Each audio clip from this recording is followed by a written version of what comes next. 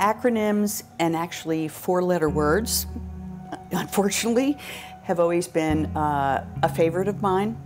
And I have this thing about, puns, because I don't want to take things too seriously. So when it came to naming two things, both my academic pursuits and then also opening the practice, I had DIRT projects on the academic side, which stood for doing industrial research together. And then DIRT studio, the practice, DIRT stands for dump it right there, because I love to command.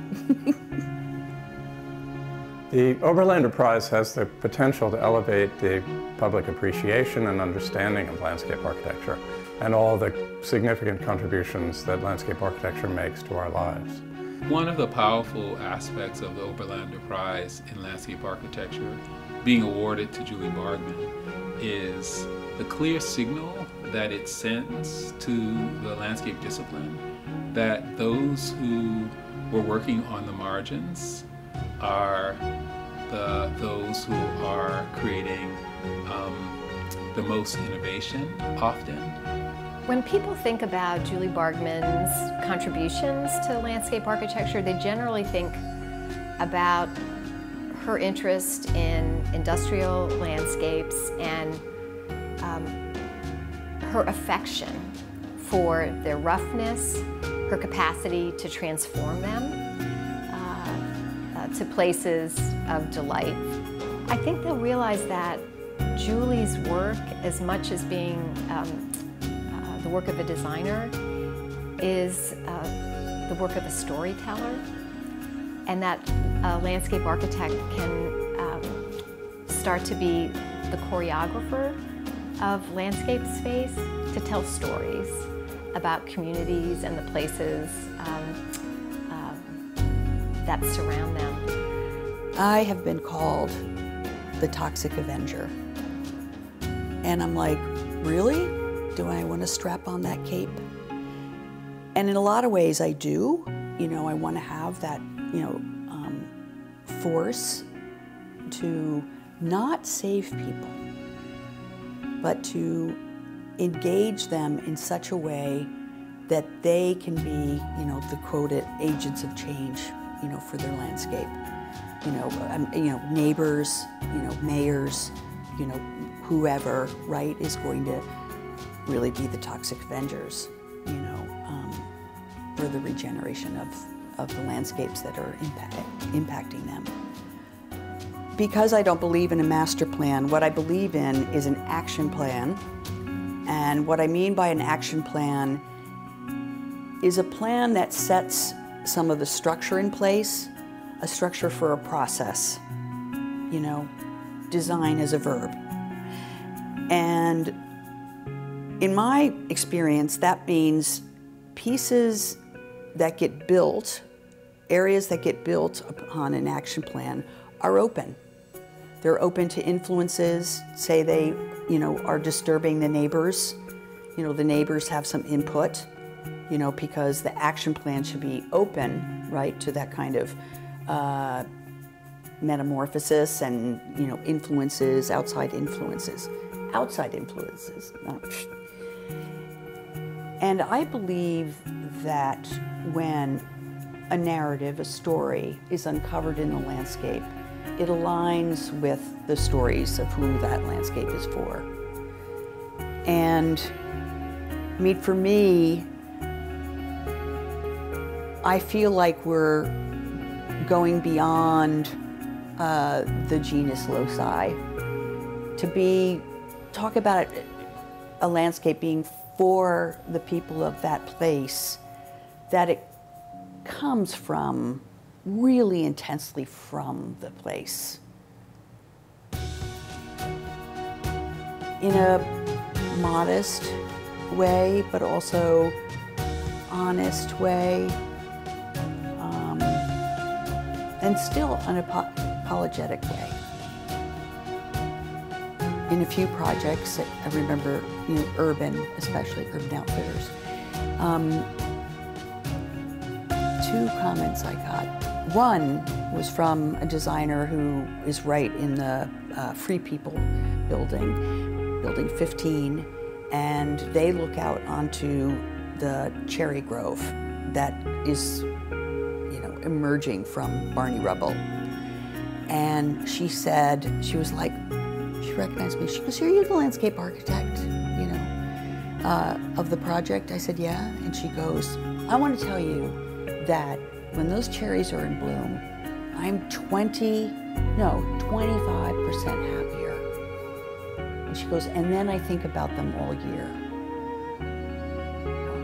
Okay, you know. And another person recognized me, said, "I want to tell you that the feeling I get of this place, from this place, it's like it's always been here, you know, and I'm now part of its deeper history, and here I am, part of the future."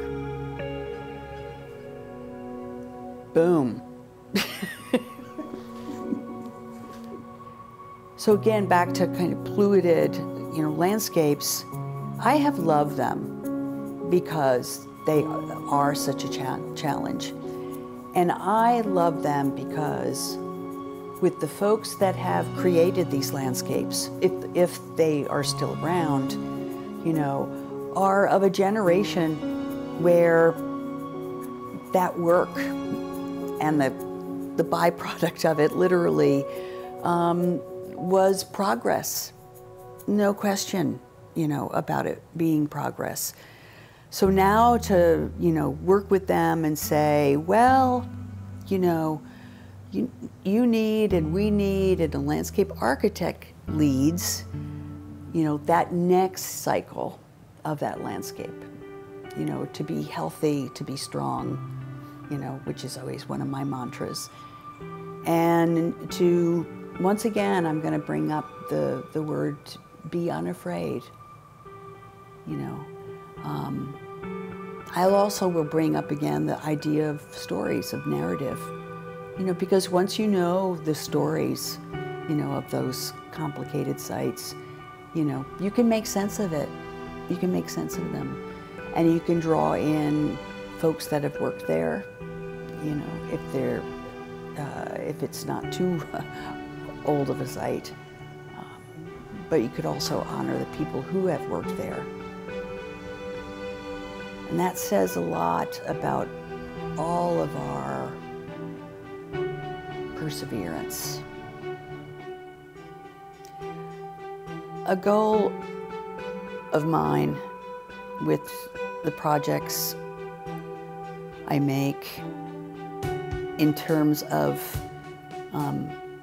the interaction with the general public is really quite simple in a way, in terms of trying to figure out a way that they feel welcome, that there's just something about what you're doing is just like, you know, an invitation. And I think this is actually kind of a big deal in terms of access, when you think of access. And I don't usually wear, you know, equity on my sleeve. I don't, but I want it to happen in terms of that kind of open invitation. What I strive for is this kind of recognition of the material, you know, and a lot of times that takes the transformation of that material. So it's much like the concrete, you know, actually in Dallas at the pump house, but then at Urban also, that, you know, transporting and that material, the concrete that we found, you know, into a new world, you know, I think it worked because there's a new level of attention to it in that folks, I maybe feel, maybe don't know, is the next use, the next evolution of that material, you know, because it's in a new place. So I like fantasize about what might happen next to Barney Rubble, where he goes next. So And I have the agenda of no materials, leave the site. It's actually one of the first things I say to clients. I'm just like, just so you know, and are you comfortable with this, about the reuse and so on and so forth. It's kind of a test if I want them as a client. What gives me most joy when I work on these industrialized landscapes, everywhere from toxic to actually just kind of degraded, I like to think that they, in their essence, are a big piece, a big sign, a big gift of optimism. That to me is, the goal, and how to have the landscapes, you work on to just simply be joyful.